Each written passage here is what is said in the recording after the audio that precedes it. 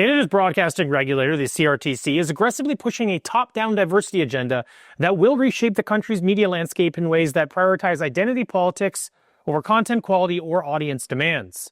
Under the guise of compliance with the 2023 Online Streaming Act, or Bill C-11, the CRTC now requires Netflix, Amazon, and other major online streamers to collect detailed demographic data on key personnel, including race, gender, disability status, and sexual orientation. While framed as data collection, this is widely understood as a precursor to quotas and enforced spending on diverse production teams.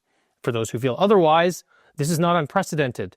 The CBC has already been ordered to dedicate up to 30% of its commission's TV and documentary budgets to diverse teams. And the CRTC has been adjusting funding formulas to incentivize coverage of diverse communities while siphoning funds from these streaming giants to DEI-focused industry groups. Even smaller, more local stations are being forced to incorporate diversity considerations into programming and employment practices long before any formal national diversity framework is finalized. Now, it should be noted that this is the thin end of the wedge. Once the collection of diversity statistics becomes standard practice, it inevitably leads to quotas and state-directed cultural engineering. The regulator is effectively transforming broadcasters into data reporting arms of government ideology, where creative and operational decisions are not judged by audience appeal or artistic merit, but by demographic compliance. And here's the bad news.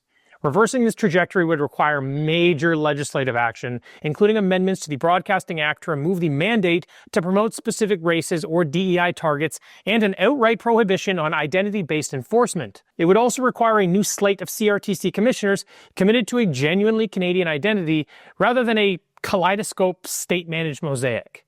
Until then, expect demographic tracking, mandated quotas, and government-directed cultural oversight to deepen, undermining free enterprise, media independence, and social cohesion. The bottom line here is, the CRTC's diversity data mandates are the gateway to enforced quotas, ideological control, and the erosion of merit-based broadcasting in our country. What starts as data collection will end as government-managed cultural engineering.